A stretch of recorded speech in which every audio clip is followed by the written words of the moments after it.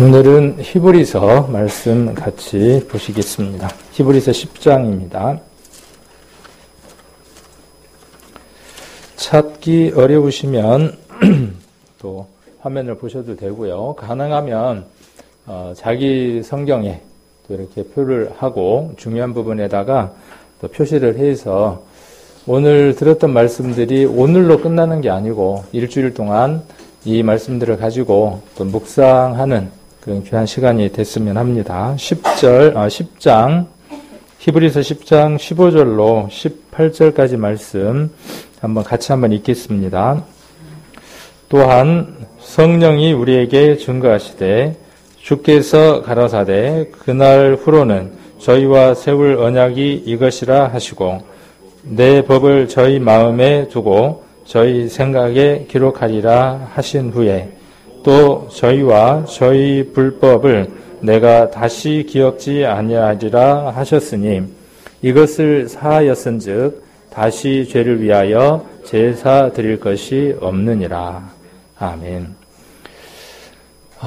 우리가 지난주에 했던 것들은 조금 이따가 한번 되새김질 한번 해보도록 하고 오늘은 성령이 우리에게 증거하시는 것이 어떤 것인가 하는 것에 대한 확답을 한번 듣고 넘어가는 것이 좋겠다 하는 생각에서 이 말씀을 함께 교제해 보려고 합니다. 성령이 우리에게 증거하시는 게 무엇입니까? 정리를 할 수 있을까요? 오늘 읽었으니까.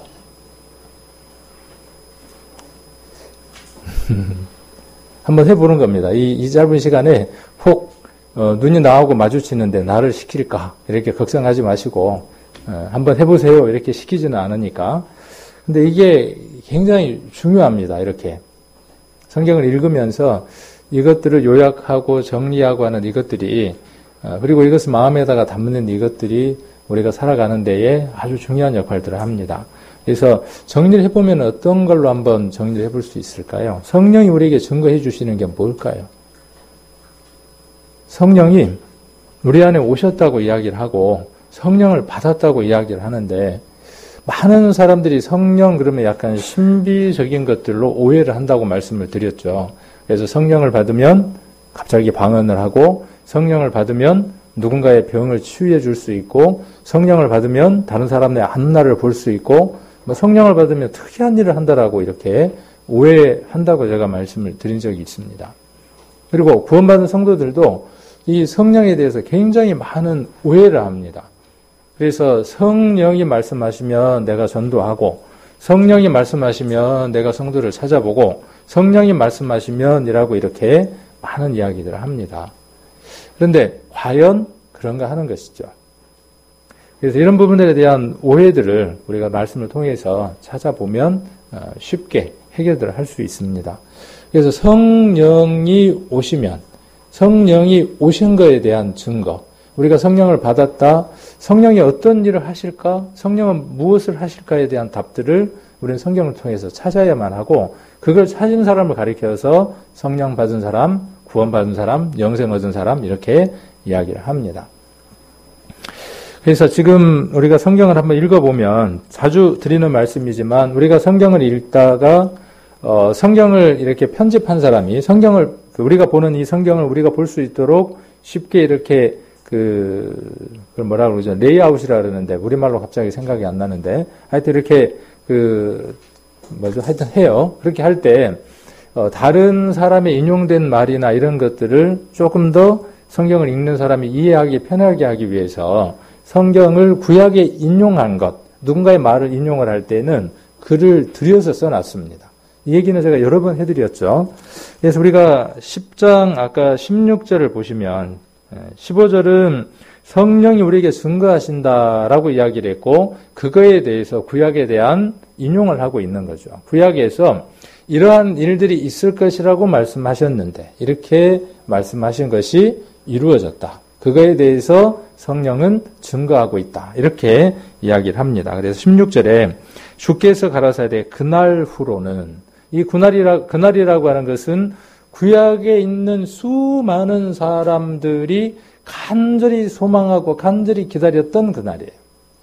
아담도 그다음에 하나님을 따랐던 수많은 사람들이 기다렸던 그날.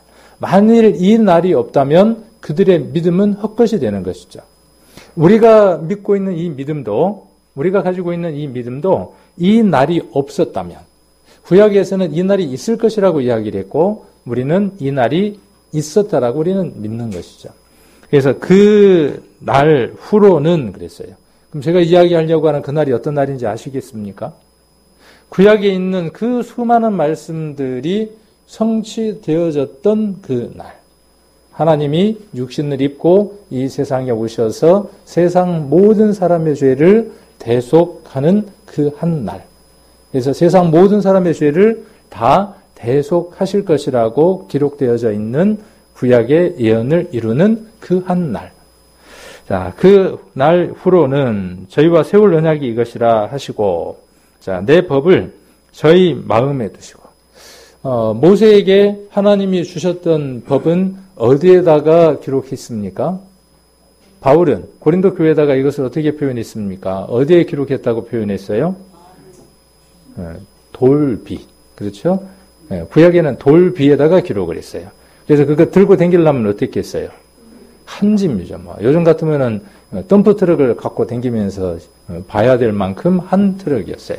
그만큼 짐도 무겁고 마음의 짐도 무거웠겠죠. 자, 그런데 이제는 그것을 어디에다가 두신다고요? 저희 마음에 두어요. 이 저희라고 하는 것은 특별히 구별되어진 것이죠. 저희, 너희, 우리 이렇게 했을 때 그 인칭 대명사들은 어떤 그룹, 무엇에 대한 조건들을 충족시켰을 때 구분시키기 위한 단어들이에요. 그래서 여기 저희는 그날이 어떤 날인지를 아는 사람들이에요. 그리고 그것이 어떤 언약을 이루는가를 아는 사람들이죠. 그래서 내 법을 저희 마음에 두어요. 여러분, 이 법이 여러분 심령 안에 돌비가 아닌 신비에 기록되어 있습니까? 저는 예전에 이런 성경들을 읽으면서요, 조금 불편했던 적이 있었어요. 또 지금 그 마음을 동일하게 갖고 있는 성도님들도 있을 수 있습니다. 왜 자꾸 법이라고 이야기를 하지? 은혜라고 이야기를 하지? 단어를 법이라고 이야기하지 말고 은혜라고 좀 바꿔주면 참 좋을 텐데. 근데 법이라고 이렇게 기록이 되어 있어요. 그래서 우리가 법 그러면은 계속 머릿속에서 부정적인 의미들이 떠올라서 법 그러면 율법. 율법은 뭐하게 하는 것? 죄를 정죄하는 것. 계속 거기에 머물러 있습니다. 법은 누구를 위한 것일까요? 법을 지키는 것이 하나님을 위하는 것입니까? 법을 지키는 것이 사람을 위하는 것입니까? 그 의미들을 이해를 못하면 계속 거기에서 빠져나올 수가 없어요. 그리고 하나님이 주시고자 하는 그 의미들을 온전하게 이해하고 받아들일 수가 없습니다. 이 법을 마음에 두셨다 그랬는데 아까 저처럼 그렇게 생각을 하게 되면 이 법에 대해서 율법이나 부정적인 걸로 받아들이면 그 마음 가운데에 둘 수가 없습니다. 성경에 있는 말씀들을 좋은 것, 편한 것, 내가 원하는 것만 두게 되고 나머지는 제외시킵니다. 그래서 밑줄을 치는 것에 대한 함정이 있어요. 성경을 두 종류의 성경을 갖고 보십시오. 저는 예전에 이제 그랬고 지금도 그렇게 하는데 밑줄이 많이 쳐진 성경이 있어요. 거기에는 메모도 되어 있고요. 막 메모지도 붙어 있기도 하고 그래요. 그런데 한 성경은 아무것도 없습니다. 깨끗합니다. 어떤 때는 그 메모가 되어 있는 성경을 봅니다. 그러면 여지없이 줄 쳐진 것, 메모된 거에만 내 눈이 가고 거기서 더 이상 벗어나지를 못합니다. 근데 줄이 없는 성경을 보면, 메모가 없는 성경을 보면 내가 어느 날 보지 못했던 글들이, 말씀들이 들어옵니다. 한번 여러분들도 그렇게 한번 해보십시오. 성경을 두 권을 두고 같은 출판사에 같은 성경을 두고 하나는 그렇게 메모를 많이 하시고 거기에다 편한 대로 적는 겁니다. 그리고 한 성경은 깨끗한 성경을 가지고 성경을 봐나가는 겁니다. 자, 그래야 되는 이유가 어디에 있냐 하면 한 성경에 내가 고집하지 않고 빠지지 않는 것이에요. 자, 그래서 마음에다가 무엇을 두느냐면 법을 두는 거예요. 법, 그러면 우리가 이 법이라는 단어를 뭘로 한번 바꿔볼 수 있을까요? 법이라는 단어를 우리가 긍정적이고 우리가 쉽게 이해할 수 있는 최적의 용어를 한번 바꿔본다면 너무 좀 국한적이고 말씀이라고 한번 바꿔보면 편하실 거예요. 말씀.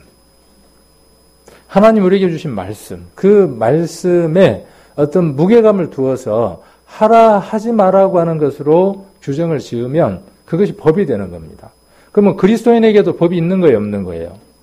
그리스도인이기 때문에 하나님 앞에 져야 하는, 주어지는, 해야 할 것과 하지 말아야 할 것들이 있어요. 그것들을 어디에다가 두셨다고요? 마음에다가 두셨다고요. 여러분 신비 안에 그것이 새겨져 있다고요. 그래서 여러분 마음을 들여다보면 무엇을 해야 하는지를 선명하게 알 수 있게 되죠. 자, 그 다음에 저희 생각을 생각을 기록하리라 그랬어요. 저희 생각에 기록한다 그랬죠. 마음에, 그 다음에 또 어디예요? 생각에. 자, 마음과 생각은 서로 상호 연관을 갖죠.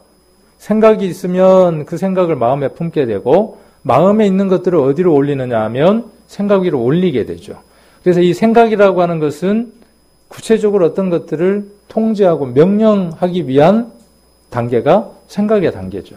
생각에 기록해 두는 것이죠. 자, 이 말씀은 어디에 말씀을 인용한 것입니까? 구약. 어디? 하여튼 구약 어디겠죠? 에레미야 선지자가 이 일이 예수 그리스도가 오셔서 이루실 것이라고 예언해 놓은 것을 여기에다가 인용을 한 것이죠. 그리고 성령이 무엇을 증거해 주신다는 거예요? 이 사실에 대해서 증거하고 있다는 거예요. 그 어떤 증거보다도요, 누구의 증거보다도 이 증거는 확실하고 절대적인 것이죠. 우리들 심령 안에, 우리들 마음 안에, 우리들 생각에 하나님의 법이 있고 하나님의 법이 우리 생각 안에 기록됐다고 성령이 어떻게 한다고요? 증거한다고요. 누구를 담보로 해서요? 그렇죠. 예수 그리스도로 담보해서 이야기하고 있다는 겁니다. 성령과 예수 그리스도와 역할, 일에 있어서 차이점이 있고 한 분이라고 하는 것은 우리는 너무나 잘 알고 있죠. 또 하신 후에 그렇게 이야기를 했죠. 또 17절에 또 저희 죄와 저희 불법을 내가 다시 어떻게 하신다고요? 기억지 않는다고요. 자, 죄가 있고 그 다음에 저희 죄가 있고 저희 불법. 이 저희는 누구예요? 저희는 앞에 16절에 누구예요? 그날이라고 하는 것을 발견하고 깨닫고 관계를 가진 사람을 얘기하는 거죠. 제한된 거죠. 저희예요. 하나님이 모든 사람의 죄를 다 사하여 놓으셨어요. 그러나 그것이 자기 것이 되기 위해서는 그 날이 자기 것으로 인정된 사람에게만 국한된 것이죠. 그래서 저희 죄와 저희 불법을 내가 어떻게 하신다고요? 다시 기억지 않는다는 거예요. 이걸 누가 증거하신다고요? 자, 성령이 무엇을 증거하신다고요? 자, 그러면 언제 이 증거가 활발하게 움직이겠습니까? 자, 여러분 심령 안에 시기나 질투나 또 격한 마음들이 들거나 할 때 그 마음에서 모든 것들이 시작이 되니까 그렇게 시작이 되어질 때 이 성령의 증거를 듣는 사람은 어떻게 될까요?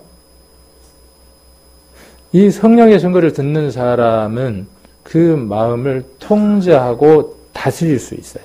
무엇으로요? 말씀으로서요. 성령으로서. 구원은 성령으로 받는 것입니다. 구원도 말씀으로 받는 것입니다. 그럼 구원받고 난 이후의 삶은 무엇으로 사는 겁니까? 말씀으로 살아가는 것입니다. 그 말씀이 나를 주장하도록 살아가는 것입니다. 구원받았으니까 모든 것이 끝난 것이 아니라 내 삶에 있어서 모든 것들을 무엇으로 통제하도록? 그 말씀이 나를 통제할 수 있도록. 그래서 그 말씀이, 성령이 무엇을 증거하느냐 하면 그 불법이 어떻게 되어졌다는 걸 말씀이 증거해 주는 거죠. 그 죄에 대해서 마음에 품는 그것 때문에 육체가 더럽혀지는 것이고 그 더럽혀진 것 때문에 예수 그리스도가 오셨노라고 성령은 우리 안에서 늘 증거하신다고요.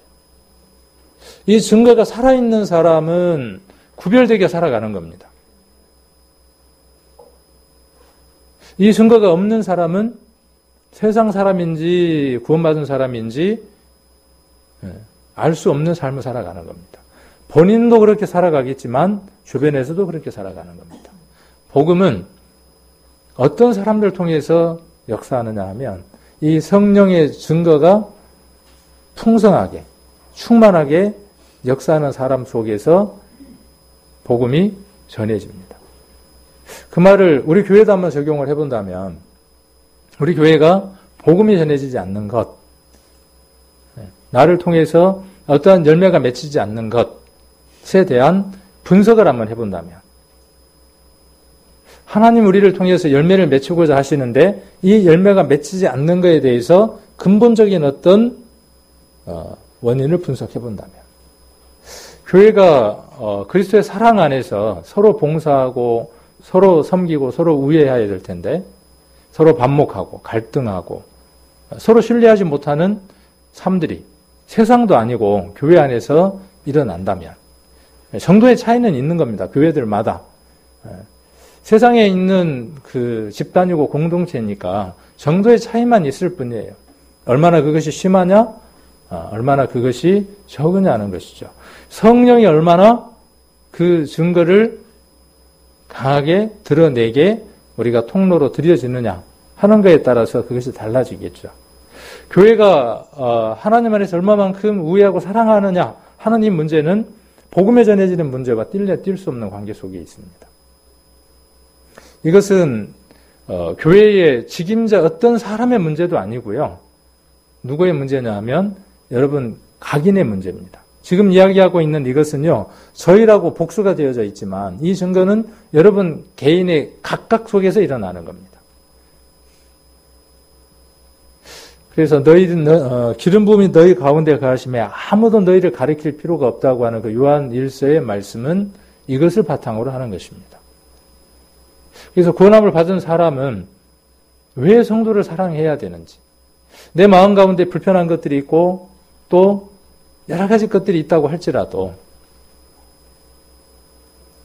당신이 나보다 먼저 구원받았으니까 이해해라가 아니라, 당신이 목사니까 이해해라가 아니라 어떤 조건 속에서 그것을 이해하라고 상대방에게 그것을 내어 미는 사람이 아니라 내가 먼저 그 속에서 살아가는 사람인 거죠. 그러면 해결돼요. 그러면 각각의 사람들이 그렇게 성령의 증거 속에서 살아가면, 만일 그 사람이 성령의 증거를 받지 못하는 사람이에요. 두 가지겠죠. 구원받지 못한 사람이거나 성령의 증거가 있지만 그걸 무시하는 사람이거나. 자, 그럴 때 무엇을 만들어내느냐 하면 갈등을 만들고 불화를 만들어내는 거죠. 그러면 우리는 어디에다 초점을 두어야 되느냐 하면, 문제를 해결하는 데 있어서 초점을 어디에 둬야 되느냐 하면 구원받게 하는 데 초점을 두어야 하고, 구원을 받은 사람이면 그가 성령의 증거가 어떻게 그 안에서 일어나는지에 대해서 지금처럼 설명을 해줄 필요가 있죠. 그래서 구원받은 사람은요, 가장 큰 증거를 받는데 그 증거가 뭐냐 하면 18절이 그 답이죠. 앞에 있는 내용들을 쭉 정리를 하면서 18절에서 결론을 내리고 있습니다. 이것을 사하였은즉 그랬어요. 성령이 증거하는 게 뭘 증거한다고요? 당신의 과거와 현재와 미래의 모든 죄가 예수 그리스도의 십자가로 말미암아 사하여졌다라고 어디에서 증거한다고요? 구원받은 사람의 심령 안에서, 생각 속에서 역사한다고요. 이것이 어떤 사람이라고요? 이것이 구원을 받은, 죄 사함을 받은 사람의 마음이라고요. 자, 이 마음에서 모든 게 출발이 되는 거죠. 그렇죠. 우리의 삶이 출발이 되는 것이죠. 자, 그래서 성령이 우리에게 증거하는 것이 무엇인가에 대해서 여러분들은 답은 알고 있습니다. 그러나 그것을 잘 설명을 하지 못할 뿐이죠. 오늘 그 답을 단답형으로 달 수 있는 성경을 찾았습니다. 그래서 성령이 우리에게 증거하시는 것은 우리의 죄가 예수 그리스도의 피로 말미암아 다 사하여졌음을, 저희 죄와 저희 불법을 다시는 기억지 않는다고 누가 기록하셨다고요? 하나님이 성경에 기록하셨다고 성령이 누구 안에서, 우리 안에서 증거하신다고요. 안 좋아요? 옛날에 좋았어요? 10년 전에는 좋았고 20년 전에는 좋았는데 지금은요?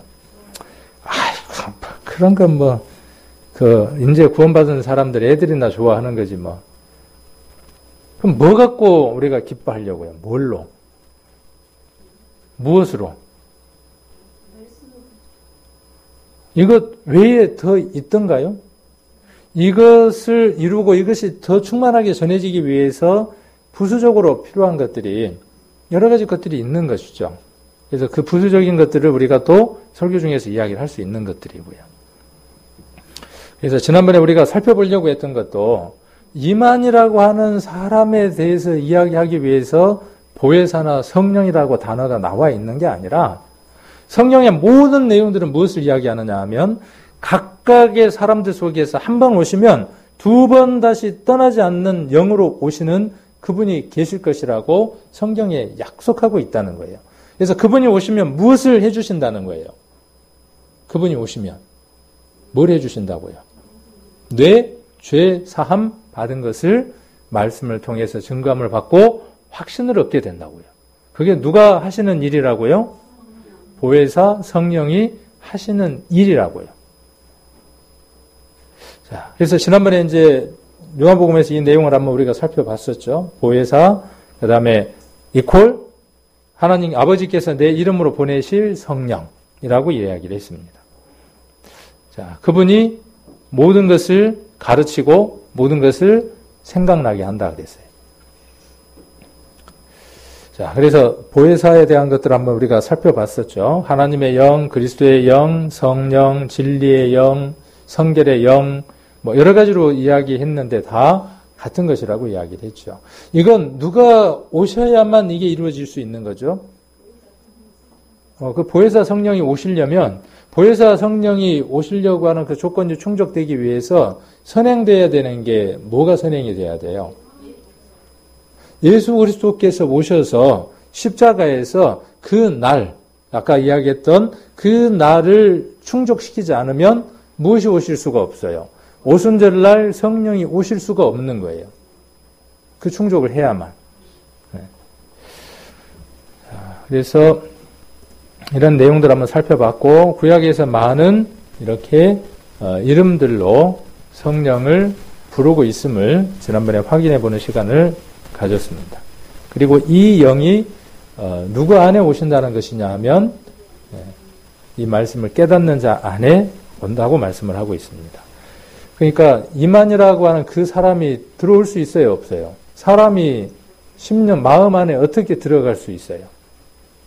그 영으로 오셔서 구약에 수많은 사람들이 하나님의 말씀을 받아서 그 영으로 하나님의 말씀을 기록한 것처럼 우리도 똑같이 그 하나님의 영을 받아서 이제 무엇을 해 나가느냐 하면 우리의 삶들 안에서 하나님의 일들을 기록해 나가는 겁니다.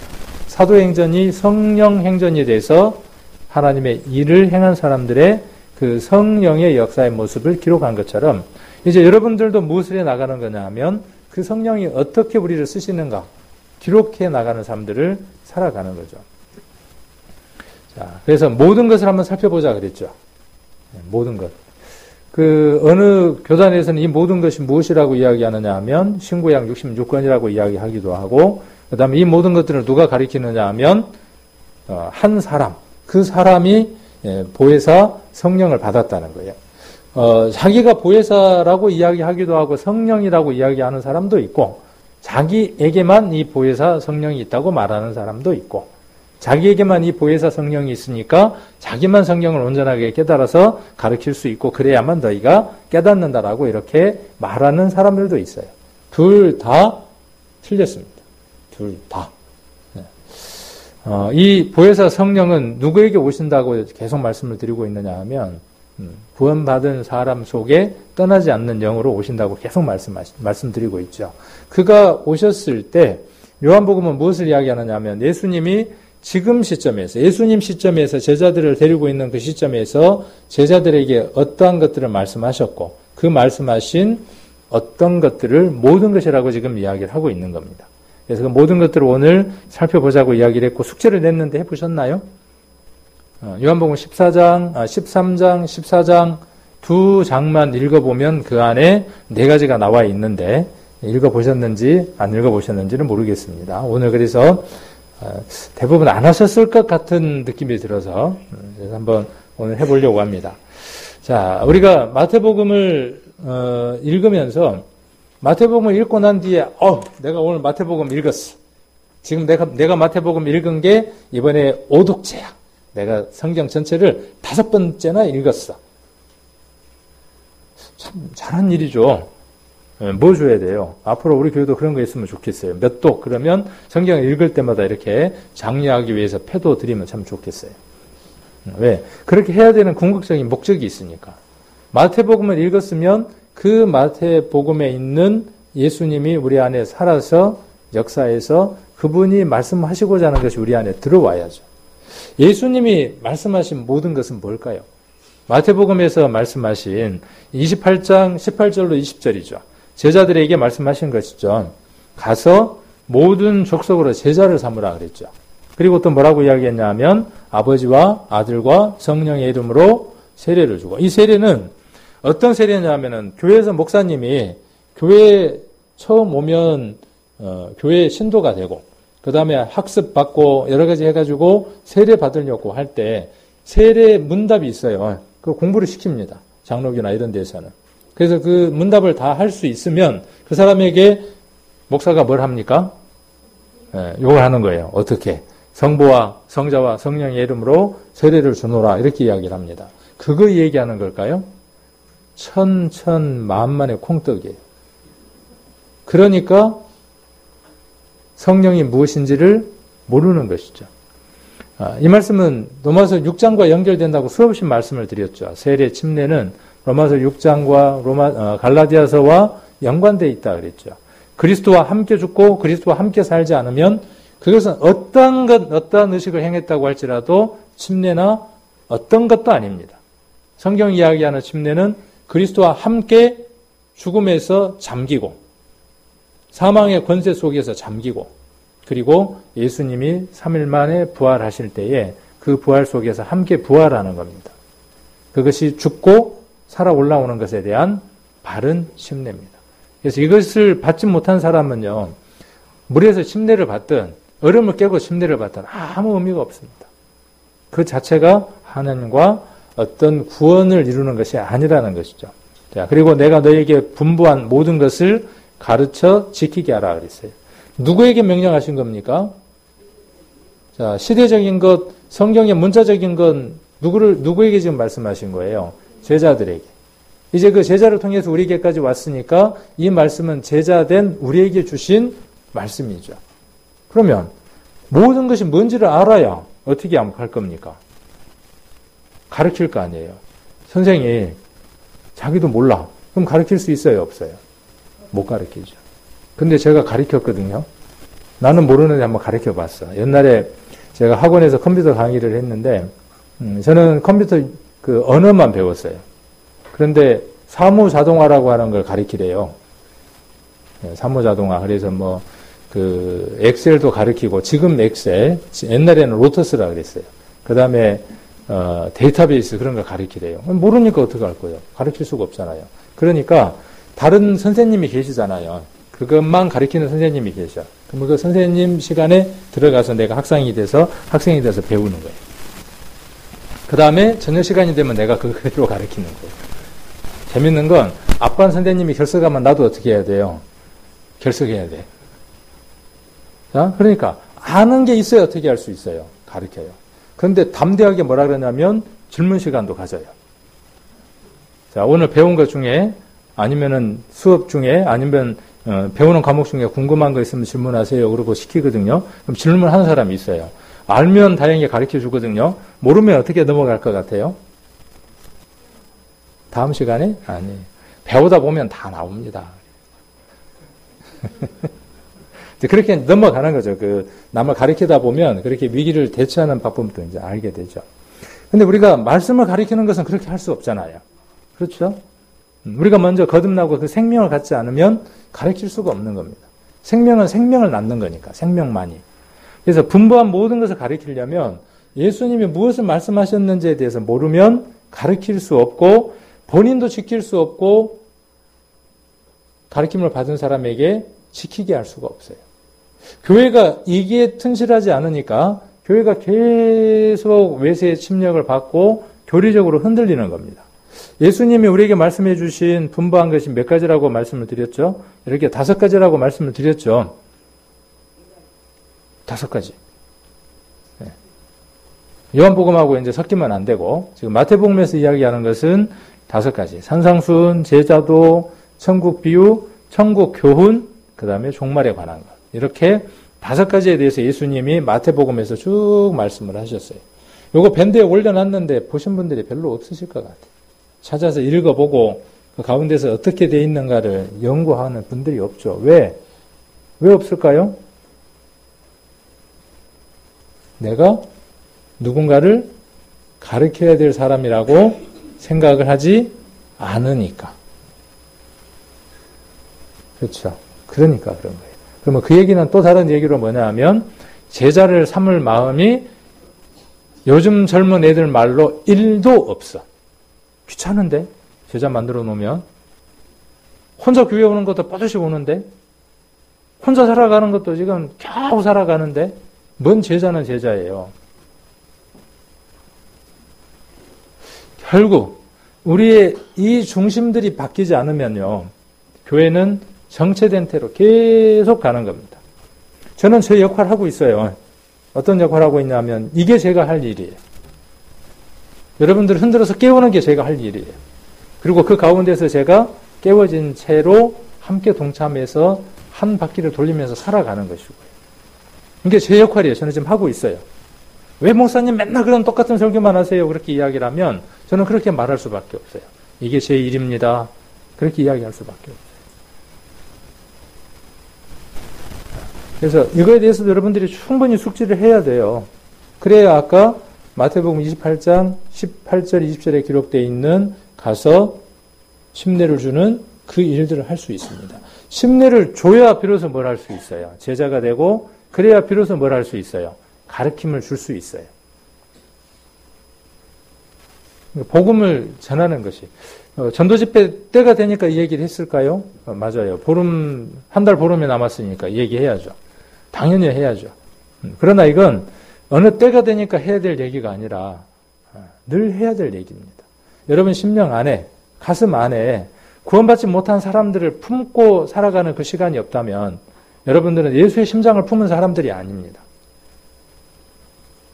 내 가족이나 내 주변에 사랑하는 사람들이 저 불타버릴 세상 속에서 불타버릴 것들을 바라보면서 그렇게 열심히 살아가는데도 건져낼 마음이 없다면 자식이 옛날에 연탄불 이야기 많이 하잖아요. 연탄불 갈면 하얀 재가 나오잖아요. 근데 거기에 불씨가 약간 남아있잖아요. 불이 없는 것 같지만. 내려놨는데 애가 가서 그것을 만지려고 할 때 애 입장에서는 인지가 없죠. 그게 뜨거운지 어떤지는 모릅니다. 못 봤다면 모르지만 내가 그걸 못 봤다면 모르지만 내가 자식을 키우는 입장이에요. 하음이 아빠라고 한번 생각을 해봅시다. 하음이가 기어서 그 연탄을 만지려고 할 때 그래 한번 따끔한 맛을 보고 네가 뜨거워 봐야 2번 다시 그걸 안 만지지. 그렇게 하시죠. 그렇게 자식들을 키우셨죠. 그건 방임이죠. 방임. 우리가 우리들 주변에 있는 모든 사람들을 향해서 그 사람들이 구원을 받았다고 말을 하든 구원받지 않았든 특히 구원을 받았다면 우리는 더 한번 생각을 해봐야 돼요. 내 자녀든 내 아내든 누구든 그 사람이 구원을 받은 사람인데 그가 어떤 모습으로 살아간다면 어떠한 구분도 없이 살아간다면 여러분 자신이 거기에 해당이 되든 여러분 자식들이 해당이 되든 여러분 가족들이 해당이 되든 정말 구원이 소중한 것이고 서두에 말씀드렸던 것처럼 성령이 여러분 심령 안에서 그걸 매일 증거하거든. 구원받은 것에 대해서 매일 증거하거든. 그것이 가장 소중하거든. 여러분은 그 삶 안에서 살아가야 하고 가장 사랑하는 사람들을 그 증거 안에 들어오도록 해야 할 겁니다. 그러고 있지 않다면 구원을 받지 않았든 아니면 그 구원에 대해서 값없이 생각하든지 그 결과가 그 여러분 한 분 한 분들의 그 마음들이 모이면 교회의 모습이 되는 겁니다. 우리 교회는 복음이 잘 안 전해져. 그러면 우리 교회는 어떤 교회가 되는 겁니까? 그 생각하는 내 마음이 우리 교회를 어떤 교회로 만들어요? 복음이 안 전해지는 교회로 만드는 거예요. 한 분 한 분들의 그 마음들이 되고 안 되고는 내 역할이 아니라 그랬잖아요. 하나님이 그 성령으로 역사하시는 거니까. 나는 나이가 들었으니까 안 돼. 나는 해볼 만큼 다 해봤으니까 안 돼. 그러니까 뭐죠? 그러니까 결론이 안 되는 거예요. 결론이. 이번 집회도 마찬가지예요. 이번 집회 4월 15일부터 하는데 결론은 어떻게 나느냐 하면 여러분들이 어떻게 품느냐에 따라서 나오는 거예요. 많은 교회들, 잘 되는 교회들, 부흥하는 교회들은 그들 심령 안에 그걸 품고 살아가는 거예요. 또 앞에 있는 사람이 그걸 하도록 그렇게 역할들을 잘 해나가겠죠. 그러니까 복음이 전해지지 않을 때 제 부족한 부분이 크겠죠. 그렇게 흔들어 깨워야 되는데 못하니까. 세상 교회들처럼 그래프도 그리고 상부를 주고 그렇게 하면 될까요, 우리 교회? 우리 교회 안 돼요. 왜 안 되는지 알아요? 그거 아무 의미 없는 거라고 흔들어 버리거든요. 참 어려운 교회예요. 참으로 어려운 교회. 그래서 무엇으로서 역사하지 않으면 안 되는 교회냐면요. 성령으로 여러분 심령 안에 자극을 받지 않으면 안 되는 교회입니다. 그래서 성령이 살아 숨쉬는 교회가 될 수 있는 것이 우리 교회만의 아주 특별한 특징입니다. 그리고 그 모습은요, 너무 멋있어요. 사도행전처럼 살아서 움직이는 그 교회의 모습들. 여러분, 한때 그런 기억들이 있지 않습니까? 우리 교회 모습들 속에서, 여러분의 삶 속에서, 생애 속에서 구원받고 난 이후에 그런 그 기억들이 있으시죠? 그때는 왜 됐습니까? 그때는. 지금은 여러 가지 어떤 원인들로 안 될 것이라고 생각하는 거예요. 될 것이라고 생각하는 분들 한번 들어보세요. 될 것이다. 그래서 그렇죠. 갑자기 손들어 그러니까는 참 어려워요, 이게. 마음들이 바뀌어져야 돼. 마음들이. 한 분 한 분들의 그 마음들이 바뀌어져요. 왜? 벽돌 하나하나니까. 여러분, 벽돌 하나하나가 모여져서 건물 하나를 이룬다고 에베소서에서 기록하고 있으니까. 한 벽돌이 단단해야 돼요. 야무지게 그냥. 탱글탱글하게 단단해야죠. 그러려면 여러분들은 말씀으로 충만해져야 있어야만 합니다.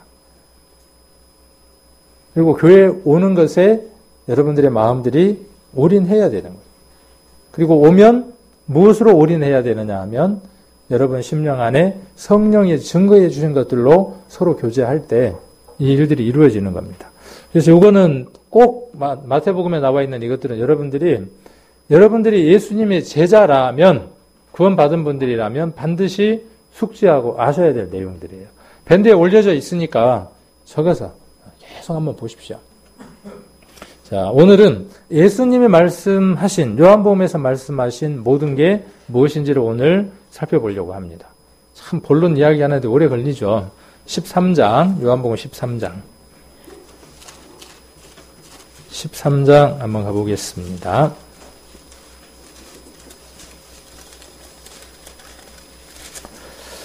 그래서 13장부터 시작해서 우리가 14장까지를 보게 되면 예수님이 어떤 말씀을 하셨는지를 우리가 알 수가 있습니다. 그래서 13장 제가 정리를 해드릴게요. 보시면 자, 내가 너희에게 행한 것을 너희가 아느냐라고 이야기를 하시죠. 이 얘기는 뭐예요? 지금 13장 12절을 보시면 13장 12절은 무엇 때문에 이 말씀을 하셨는지를 이해하려면 앞으로 넘어가면 되겠죠. 어떤 일이 있었죠? 성경을 읽어보셨으면 이제 이해를 하실 텐데 예수님이 저녁 식사를 하시면서 그렇죠. 저녁 식사 중에 그렇죠. 잡수신 자리에서 4절에 일어나서 대야에다가 물을 담아서 제자들의 발을 씻기기 시작을 했어요. 그 다음에 15절에 보시면 내가 너희에게 행한 것 같이 너희도 행하게 하려 하여 본을 보였노라. 그래서 모든 교회는 뭘 하느냐 하면 세족식을 하려고 애를 써요. 자, 목사님이 낮아지는 모습으로 성도들의 발을 씻겨야 된다고 발을 내놓으세요. 그리고 예수님이 본을 보였으니까 우리도 어떻게 해야 되는 게 마땅하다? 높은 자가 낮은 자의 발을 씻겨야 되는 게 마땅하다고 씻겨요. 요즘 또 별의별 것도 다 하더만. 신입생이 들어오면 어느 대학은 후배들에게 입을 쩍 벌리라고 해놓고 선배들이 칫솔질을 해주는 데도 있더라고. 여기에서 이제 근거해갖고. 그렇게 본을 보였으니까 행하라 그런 말이겠어요? 아니에요. 누가 그렇게 오해했다고요? 누가 그렇게 오해했다고요? 누가 그렇게 깨닫지 못했다고요? 제자들이. 그 중에 누가? 베드로가. 그 수제자가요. 그렇게 열심히 따라다녔던 베드로도 자기 발을 씻기는 그 의미가 무엇인지를 이때 모르고 있었다고요. 14장에서 예수님 뭐라고 말씀하시는 거냐면 내가 그때 밥을 먹을 때 내가 지금 수건을 두르고 네 발을 씻겼지? 네가 뭔 내용인지 모른다고 말했지? 그런데 성령이 오시면 증거하는 그분이 오시면 내가 왜 그 일을 했는지 왜 그 말을 했는지 네가 알게 될 거야 라고 첫 번째 얘기를 하신 거예요. 자, 그 다음 그러니까 정리를 해보자면 13장 1절부터 시작해서 어디까지를 여러분들이 체크를 해놓으시면 되겠어요. 자, 17절에 내가 너희가 이것을 알고 행하면 복이 있느니라 까지가 한 대목이 되겠죠.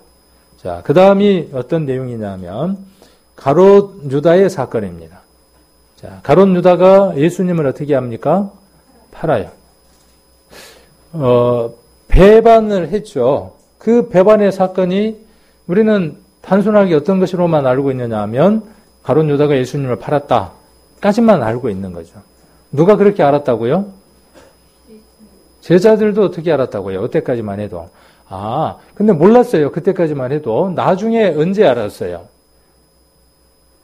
유다가 예수님에게 와서 입맞춤을 하고 예수님이 궁금을 들고 온 그 사람들에게 팔릴 때 제자들은 요 생각이 나서 예수님을 팔 놈이 저놈이구나 하고 성령이 임하지 않았지만 알게 됐죠. 그때 알게 됐죠.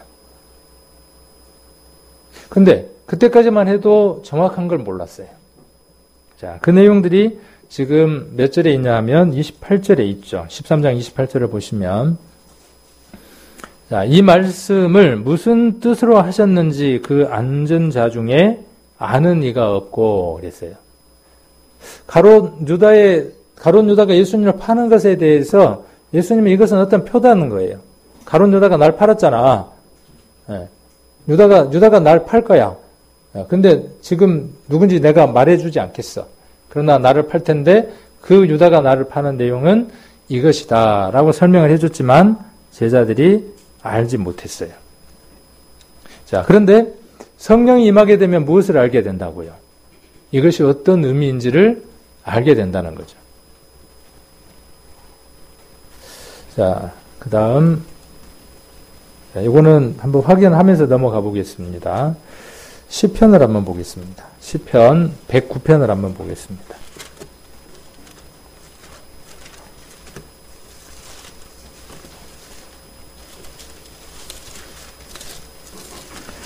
이 내용은 시편에 2번 나오는데 그 6편에 나와 있는 말씀만 한 구절을 보겠습니다. 8절 한번 보겠습니다. 8절. 시편 109편 8절입니다. 그 년수를 단촉하게 하시며 그 직분을 타인이 취하게 하시며. 여러분 읽었습니다. 이 내용이 무슨 내용인지 아시는 분? 제자들도 이 말씀을 수없이 봤을 거 아닙니까? 시편은 그때도 있었으니까. 이 말씀이 어떤 내용인지 아시는 분? 제자들도 몰랐어요. 이게 뭘 이야기하는지를 몰랐어요. 자, 여기 직분을 타인이 취한다라고 할 때 직분을 버린 사람이 있을 거 아니에요. 자기의 직분을 버린 사람이 있죠. 그 자기의 직분을 버린 사람이 누구라는 거예요?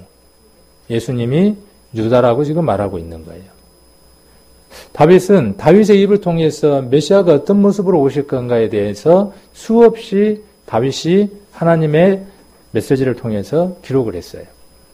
이 내용을 베드로는 후에 사도행전에서 인용을 합니다. 그전에는 알았어요, 몰랐어요? 가룟 유다가 예수님 파는 거에 대해서 성경에 기록되어 있을 것이라고 꿈엔들 생각을 했어요, 못했어요? 꿈엔들 생각을 못했어요. 근데 예수님이 십자가에 못 박히고 오순절날 성령이 와서 베드로에게 임했을 때 베드로는 번쩍하고 어떤 말씀이 떠올랐다고요? 이 시편 109편 8절이 떠올랐다고요. 아, 다윗의 입을 빌어서 이 말씀을 예언을 했고 이 예언의 말씀이 가룟 유다에게 응했구나라고 알게 되어졌다고요. 지금 요한복음 14장 26절은 그것을 이야기하는 거예요. 보혜사 성령이 오시면 너에게 모든 것을 가리키고 생각나게 하겠다고 하는 것은 이것을 말씀하는 것이죠. 이걸 누가 가리킨다고요? 이만희가 가리킨다고요? 안산홍기가 가리킨다고요? 아니다고요. 성경을 읽으면 그것을 읽을 때 읽었던 성경들이 무엇을 통해서? 그 성령의 역사를 통해서 조명되어진다고요. 깨달아진다고요. 그것이 누구 안에서 일어난다고요? 저와 여러분 안에서 일어나는 일이라고요.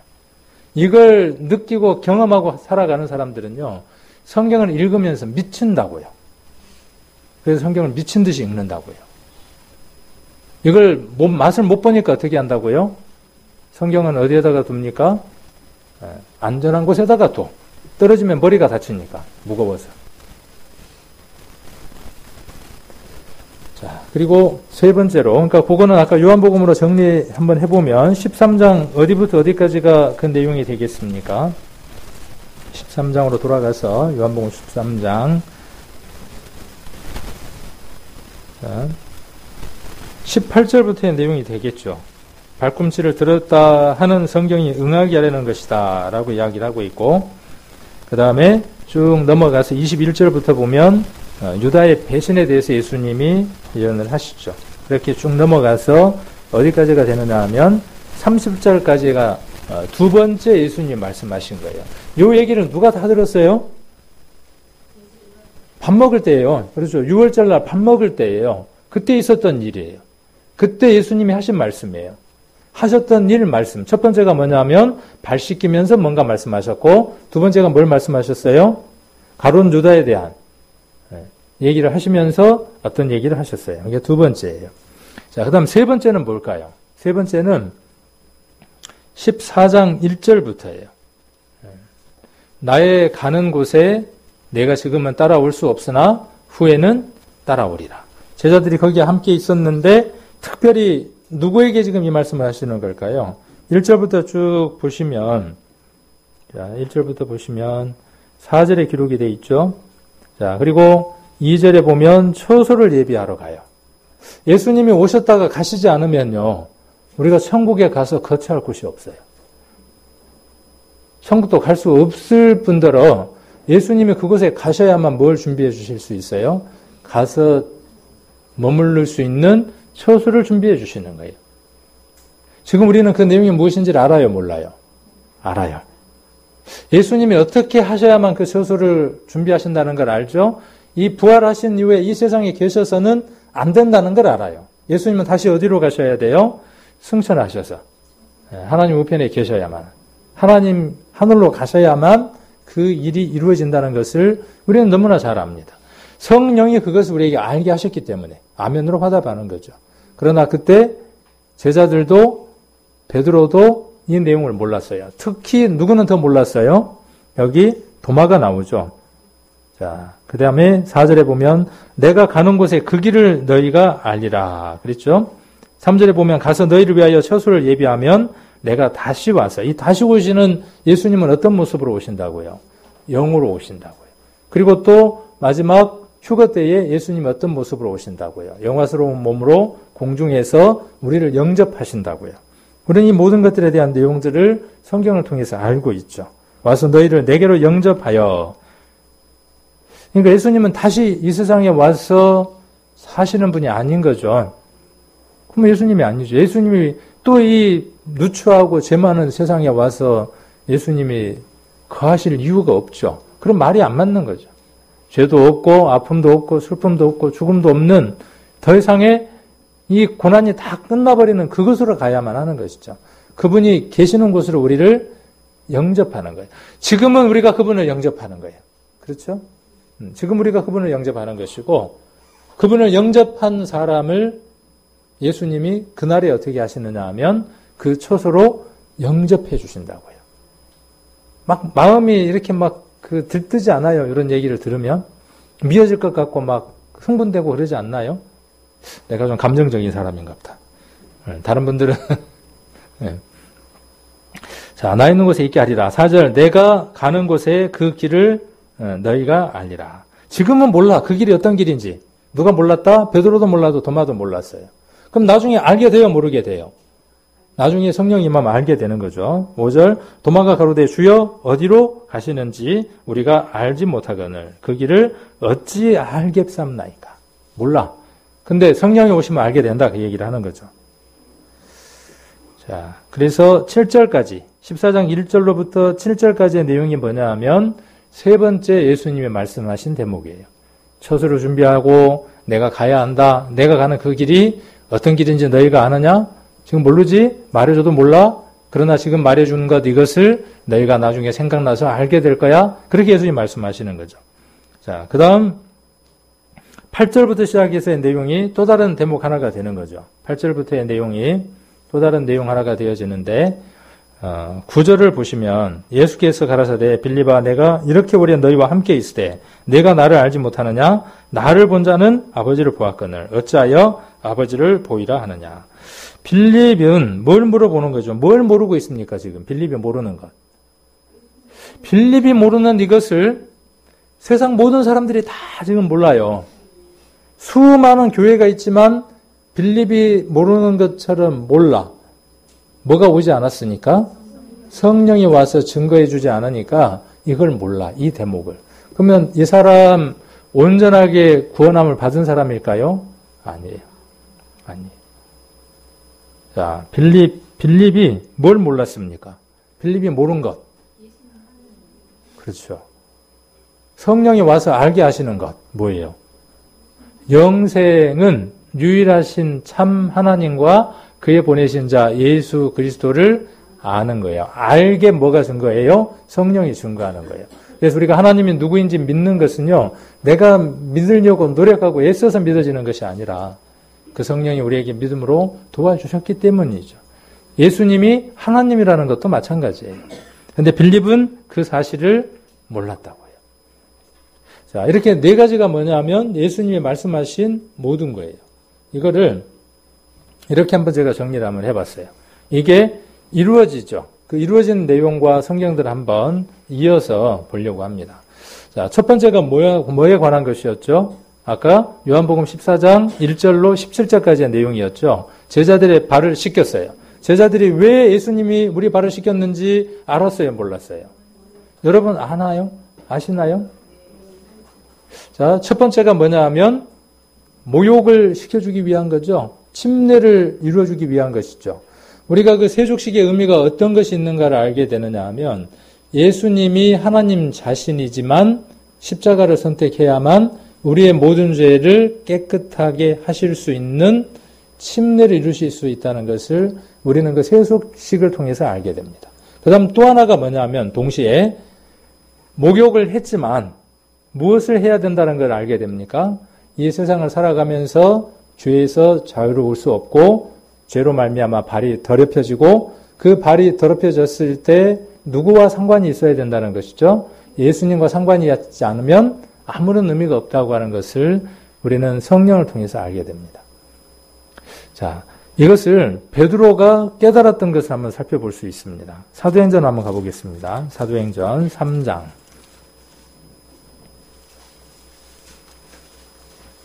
3장 14절입니다. 3장 14절. 자, 너희가 거룩하고 의로운 자를 부인하고, 사도행전입니다. 도리어 살인한 사람을 놓아주기를 구하여. 자, 거룩하고 의로운 자가 누굽니까? 예수님. 그 예수님은 근본 누구라고요? 하나님. 그래서 15절에 어떻게 했습니까? 생명의 주라 그랬어요. 생명의 주를 죽였도다. 그러나 하나님이 죽은 자 가운데에서 살리셨으니 우리가 이 일의 증인이다 그랬어요. 성령이 우리 안에 이걸 증거하시고 알게 하시는 이유는 어디에 있냐면요.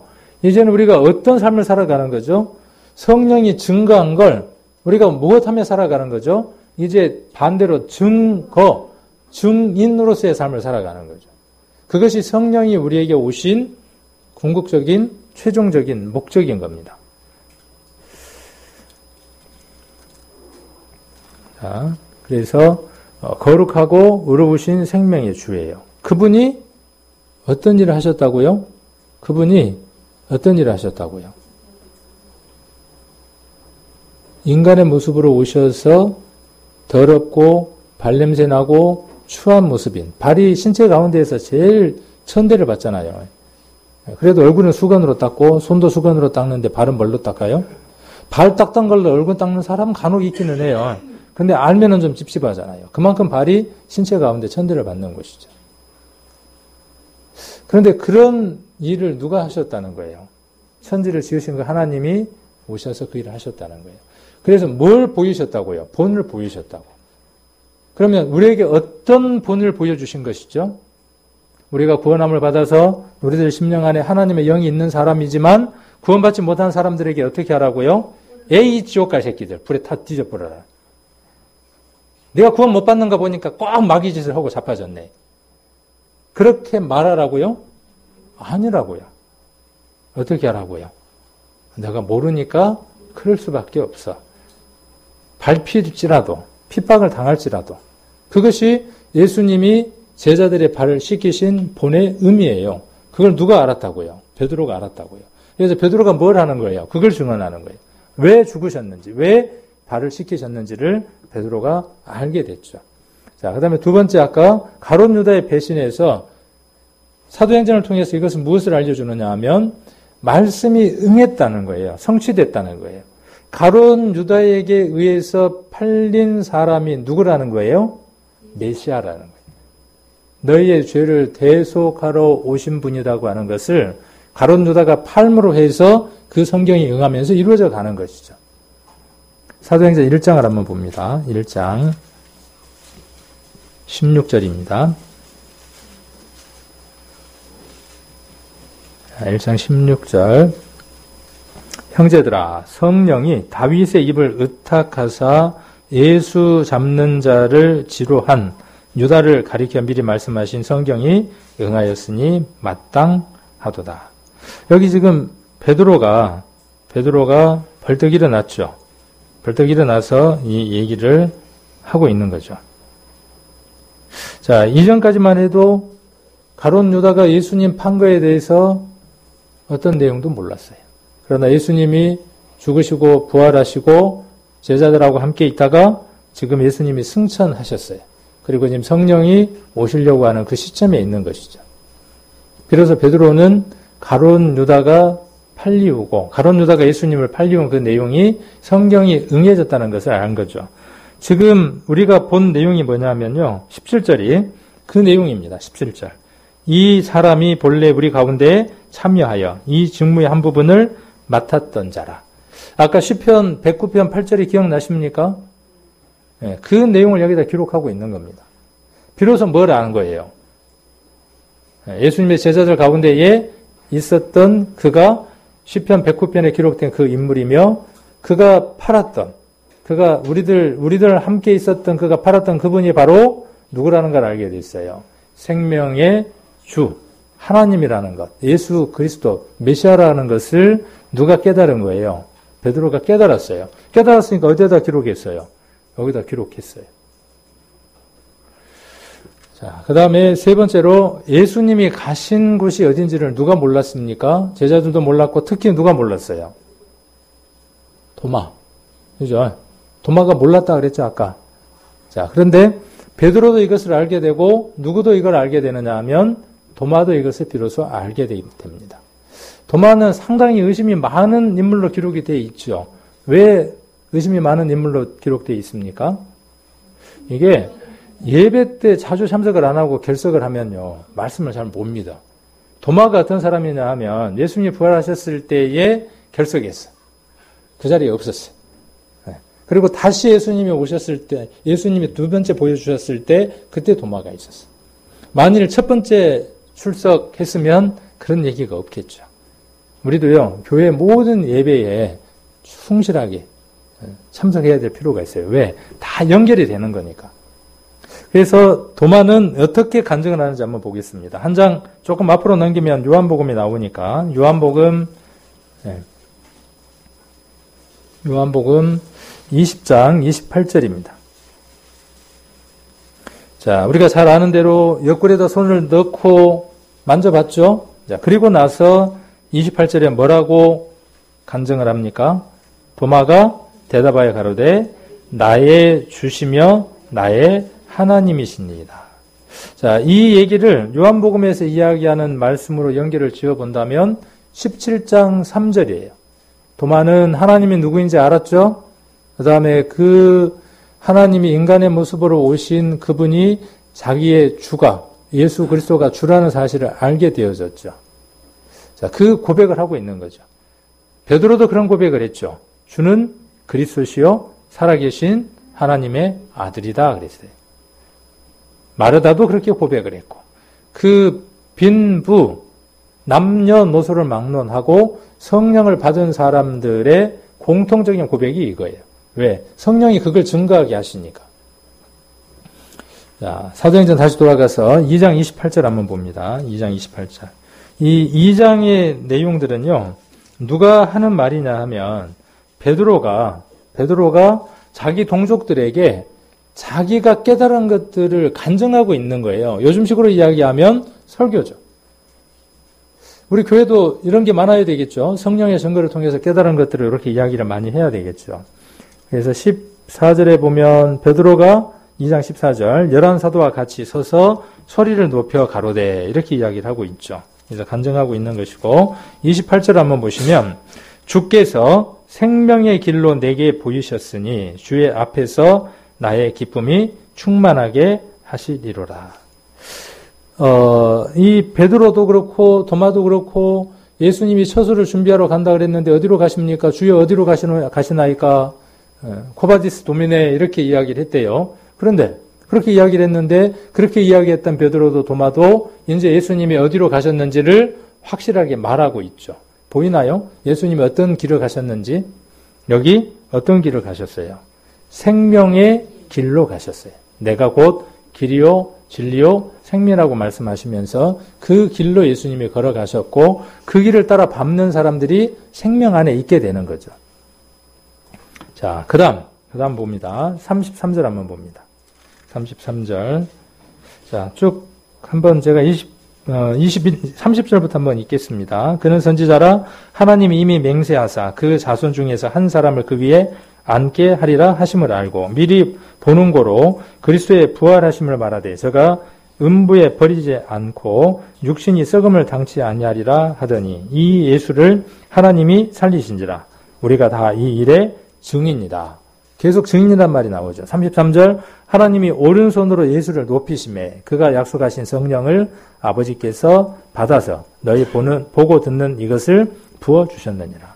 자, 오른손으로 예수님을 높이심에 그 말이 어떤 의미일까요? 지금 이 얘기는 어떤 걸 이야기하느냐 하면 1장에 기록되어 있는 10절에 예수님이 들려 올라가는 승천의 사건을 표현하고 있습니다. 예수님이 어디로 가셨다는 거예요? 처소를 준비하러 가셨다고 하는 그것을 이룬 장면이 1장 10절의 내용이죠. 지금 베드로는 뭔 얘기를 하고 있느냐 하면 그 예수님이 어디로 가셨는지 몰랐던 것들을 이제 성령이 임함으로 말미암아 예수님이 생명의 길로 가셨고 예수님이 승천하셨다. 처소를 준비하기 위해서 그분 앞에 계시다고 하는 것을 증거하고 있는 걸 볼 수가 있죠. 우리가 증거해야 될 내용들이죠. 우리가 증인으로서 말해야 될 내용이죠. 뭔 얘기를 베드로가 증언하느냐 하면 그가 죽으셨다, 그가 부활하셨다예요. 그게 우리와 상관이 있다. 그렇게 말하고 있는 것이 베드로가 말하는 증인이죠. 우리가 전해야 될 복음의 주된 내용들입니다. 자, 이걸 베드로가 깨달은 것을 우리가 사도행전을 통해서 볼 수 있고요. 그 다음에 빌립이 아버지를 보여달라고 했던 이 내용을 제자들도 빌립도 알지를 못했죠. 예수님이 누구인지 알아보지를 못했습니다. 예수님이 육체로 오신 것만 아는 사람 구원이 없어요. 예수님이 영으로만 계셨다 이야기하는 사람도 구원이 없어요. 왜? 영생은 예수님이 완전한 사람이며 완전한 하나님이라는 것이 인정되고 믿어진 사람이 구원받은 사람이니까. 빌립은 그걸 몰랐다 그랬죠. 성령이 임했어요. 베드로가 빌립이 성령이 임했을 때 이 내용을 알고 깨닫고 발견하게 되죠. 자, 2장 36절 한번 봅니다. 2장 36절 같이 한번 읽겠습니다. 사도행전 2장 36절입니다. 그런즉 이스라엘 온 집이 정령 알지니 너희가 십자가에 못 박은 이 예수를 하나님이 주와 그리스도가 되게 하셨느니라. 네. 그래서 이 내용 가운데에서 무엇을 이야기하느냐 하면 예수님이 주와 그리스도가 되게 하셨다고. 이 주라는 말은 하나님에게 주어지는 존칭이에요. 하나님만 우리가 주인으로 부를 수 있죠. 그렇죠? 그런데 거기에 예수 그리스도가 포함되어지는 것이죠. 그러니까 그분이 같은 분이라고 하는 것을 아는 것이죠. 나와 아버지는 하나다. 네가 아버지를 보았거늘 어찌하여 아버지를 보이라고 하는 그 내용을 빌립이 깨닫지 못했던 것들을 깨닫는 걸 봅니다. 8장 12절 한번 봅니다. 이 증거들을 대려면 시간들이 많은데 8장 12절을 보시면 자, 빌립이죠. 아까 빌립은 몰랐습니다. 근데 빌립이 성령 받고 난 이후에 빌립이 했던 걸 보면 뭘 하는 걸 볼 수 있습니까? 빌립이 성령 받고 어떻게 해요? 나를 믿어라. 내게 오면 뭐 해줄게. 이렇게 이야기한 게 아니라 12절에 빌립이 하나님 나라와 및 예수 그리스도의 이름에 관하여 전도함을 저희가 믿고 남녀가 다 세례를 받으니. 자, 예수 그리스도의 이름에 관해서 전도하는 거예요, 우리가. 예수 그리스도가 어떤 일을 하셨는가를 우리가 전하는 거죠. 그 일을 누가 했다고요? 빌립이 했다고 이야기를 합니다. 그래서 정리를 해보면 성령은 요한복음 14장 26절에 기록되어 있는 것처럼 가르치는 겁니다. 뭘 가르쳐 주는 겁니까? 성경에 나와 있는 모든 내용들이 예수 그리스도에 대해서 말하고 있다는 것을 낱낱이 가르쳐 주시는 거죠. 또한 그것들이 우리들 삶들 가운데에서 생각나게 하시는 분이에요. 이 생각이라는 말은 뭐냐면요. 전환이 되어져서 그렇게 살아간다는 뜻이에요. 삶에서 적용하며 살아간다는 말의 의미가 뭐냐 하면 생각난다는 말의 의미입니다. 자, 그리고 우리가 아까 히브리서 10장 15절로 18절에 봤던 것처럼 성령은 가장 큰 일을 하게 하는 겁니다. 어떤 일을 하는 거죠? 구원받게 하는 거예요. 두 번째가 뭐죠? 구원받은 사람이 뭐 하게 하는 겁니까? 자, 15장, 요한복음 15장 한번 보겠습니다. 요한복음 15장 26절.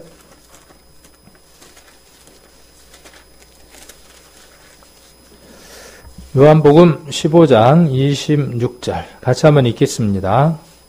내가 아버지께로서 너희에게 보낼 곧 아버지께로서 나오시는 진리의 성령이 오실 때에 그가 나를 증거하실 것이요. 이 진리의 성령이 누구 안에 있다고 지금 계속 말씀드렸냐 하면 세상 밖에 있는 어떤 사람 개인에게 있는 게 아니라 구원함을 받은 하나님의 자녀 모든 사람 안에 진리의 성령이 계시다. 성경은 이렇게 증거하고 계시죠. 자, 그러면 뭘 해야 한다고요, 이제? 그러면 뒤에 뭘 해야 돼요? 나를 증거해야죠. 사도행전의 내용이 뭐예요? 성령이, 진리의 성령을 받은 사람이 예수 그리스도를 어떻게 증거했는가에 대해서 기록한 게 사도행전이죠. 자, 그래서 여러분들도 이 증거가 있어야만 그리스도의 사람입니다. 자, 그리고 증인으로 살게 하는 거죠. 사도행전 잘 아시는 말씀 1장 한번 보겠습니다. 사도행전 1장 8절 같이 한번 읽겠습니다. 사도행전 1장 8절. 자, 오직 성령이 너희에게 임하시면 너희가 권능을 받고 예루살렘과 온 유대와 사마리아와 땅끝까지 이르러 내 증인이 되리라 하시니라. 바울은 이 일을 두고 일생을 산 것이죠. 모든 사람, 모든 증인들이 그랬죠. 자, 성령이 임해서 그렇게 된 거죠. 그러면 여러분과 저에게도 성령이 임하면 우리가 해야 되는 일이 뭘까요? 첫 번째가 뭘 해야죠? 자, 성령이 임하면 권능을 받아요. 그 권능이 와 있어요. 그럼 그 권능을 어디에서 나타내야죠? 첫 번째가 예루살렘. 예루살렘이 어디일까요? 우리가 지금 비행기를 타고 어디로 가야 될까요? 14시간을 타고 예루살렘으로 가야 되는가 보다. 이렇게 생각을 하시는데 성경에 쓰여져 있는 기점으로 본다 그러면 이 예루살렘은 뭐냐 하면 오순절날 성령이 임한 그 장소예요. 여러분들이 구원받은 그 장소에서 가장 먼저 뭘 하는 거냐 하면 증거하는 겁니다. 누가 나를 어떻게 판단하든 어떻게 말하든.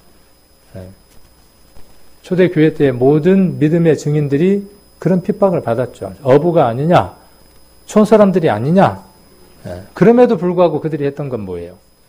저 사람이 엊그제까지만 해도 나랑 술동무하고 나랑 억만이었던 사람이 한번 예수를 얘기를 한다냐? 그래도 해야 될 일이 뭐라고요? 거기가 출발점이에요. 거기가. 그 다음 어디예요? 자, 그 다음 어디냐면 유대예요. 예루살렘에서 조금 북쪽으로 올라가면 유대. 거기서 더 북쪽으로 올라가면 사마리아. 자, 그리고 어디까지? 땅 끝까지. 그러면 우리에게는 어디예요? 내가 구원받은 우리 집, 직장, 내가 아는 사람.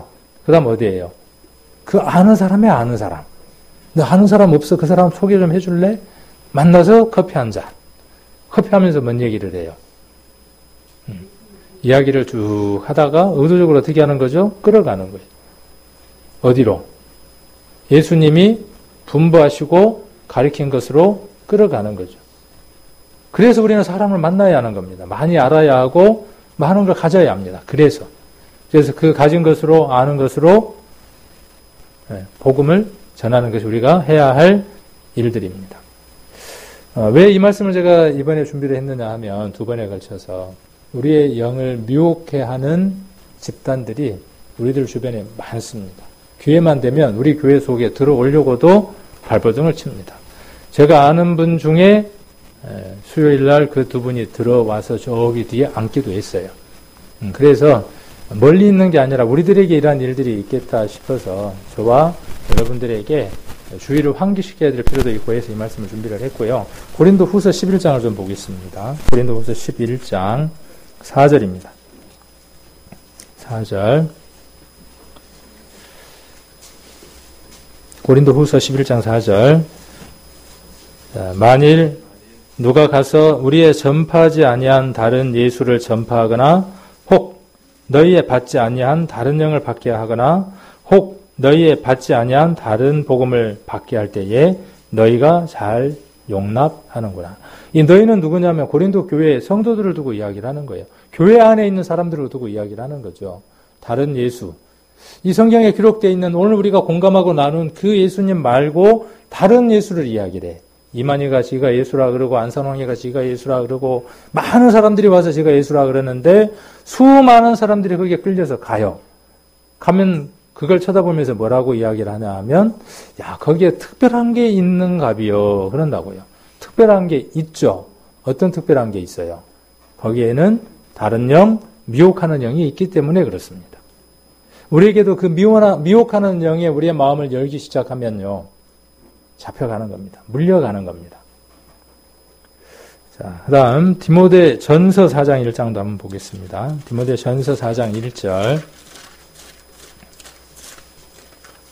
지금만 이런 일이 있었던 것이 아니라 이런 교리나 가르침들이 예수님 이후에 불과 20-30년도 안 된 사이에 이 일들이 있었던 것들을 우리 성경을 통해서 보게 됩니다.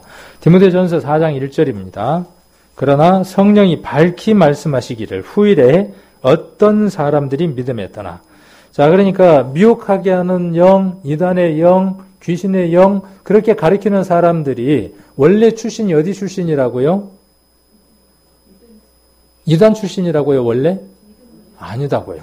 어디에서 나갔다고요? 저희가 우리에서 나갔으며 성경은 이렇게 이야기를 합니다.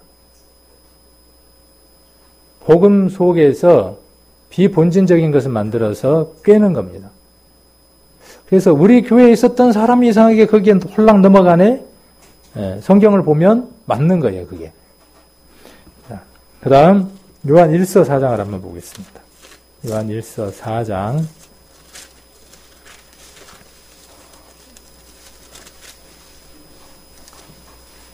6절입니다.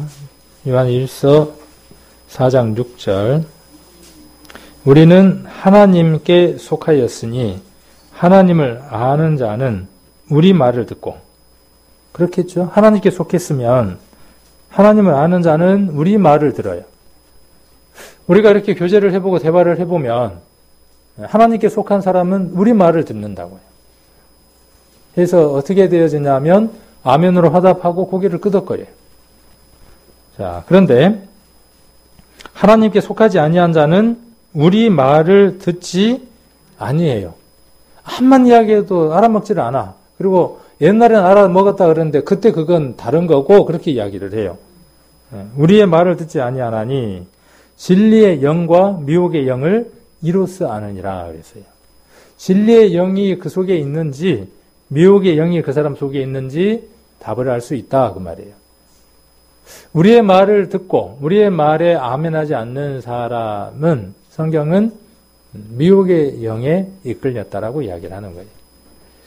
저 많은 수십만의 사람들이 모여서 광분하는 그것이 어디에서 오는 것이냐 하면 이 세상의 마지막을 알리는 세상 여러 곳에 내가 그리스도다 말하는 그 시점이 올 것이다 그랬는데 그것이 이루어져 가는 미혹의 영의 역사들을 우리는 보고 있는 것입니다. 우리가 마지막 시대에 해야 될 일이 무엇이냐면요. 이 복음을 더 담대하게 전하는 겁니다. 로마 때보다 초대 때보다 복음을 방해하는 역사가 훨씬 더 치밀하고 강하다는 사실입니다. 여러분도 이미 그것에 잠식되어져서 구분하지 못하고 살아가는 많은 것들이 있을 겁니다. 그래서 그런 부분들을 말씀을 통해서 우리가 정리하고 살아갔으면 좋겠습니다.